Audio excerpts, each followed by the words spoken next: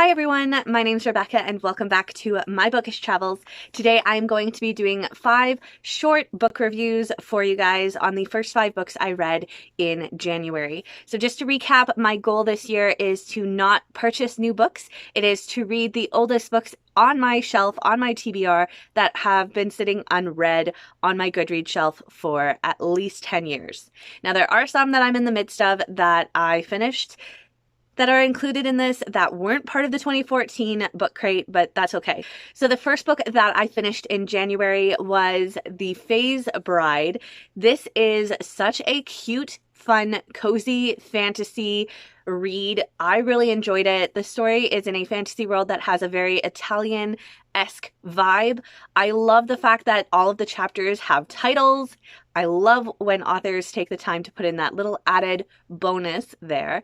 And last but not least, I really enjoyed the character development with regards to the characters really embracing their full characteristics. It didn't really feel like the author forced anything. It was such a fun read. I have done a complete spoiler-free review, so if you're interested in hearing more about my thoughts on this one, check out the description box below and you can see my full thoughts in that video. The second book that I finished for the year, I'm going to put the picture here because I do not have this book anymore. I did not keep it. It is called Positive Affirmations. Unfortunately, this one did not work for me. It may work for other readers, but for me, it definitely went against a number of things that I personally believe. One of the main things is that the author really encourages that if you're meant to do something, then you should go into debt to do it. I don't approve of that. Financially, that is a very horrible thing to tell people and horrible advice.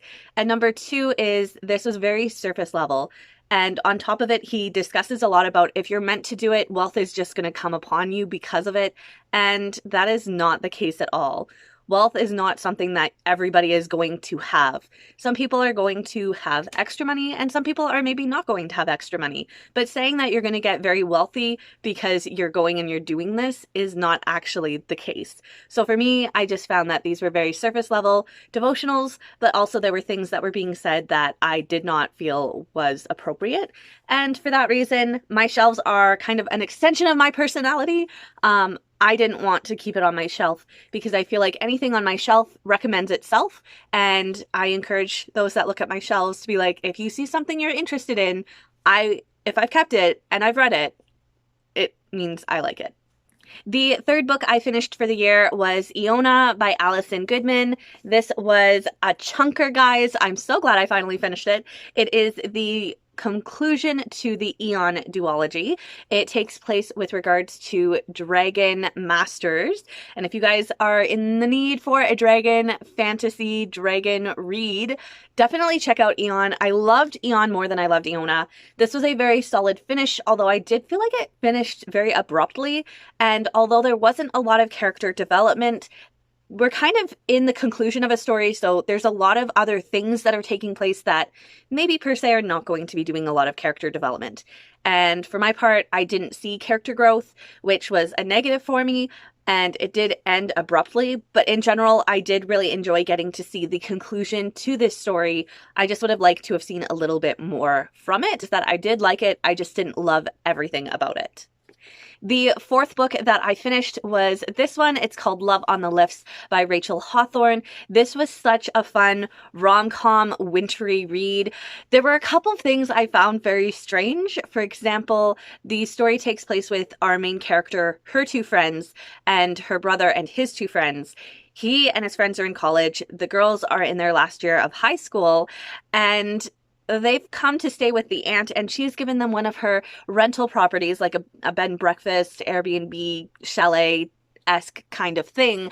And she's let them live there on their own for like 3 weeks. And there's like no parents at all in the location, which is really weird. And I highly doubt that parents would have allowed that. I highly doubt an aunt would also allow that. But in general, I thought this was really fun. The aunt is literally living my dream life. She's able to travel the world and she runs a hot chocolate cafe and bookstore. And that is just like everything that I would want all in one. I really enjoyed this. I did tag a few things in the book that I just really liked, either the quote or I just found it really funny. And in general, I'm so glad I finally read this because it was such a fun read. It was really fast to get through as well. It didn't take me very long to finish it. I really enjoyed it. And the fifth and final one that I have to show you guys, I don't really have a lot to discuss because it is a children's book. It is Star Wars Revenge of the Sith scrapbook. This had been on my shelf for well over 10 years and I just hadn't read it. And I actually really enjoyed reading through it because there's certain things that did get put in here that's kind of a behind the scenes history part, and from listening to The Secret History of Star Wars, it kind of was mentioned in that book, and then I read it in here and I thought it was very interesting. So I did enjoy reading through this. I think that if I ever have a child that loves Star Wars, I would probably have them read this because it would introduce them to kind of the surface level information that kind of helps when you're going into the world of Star Wars.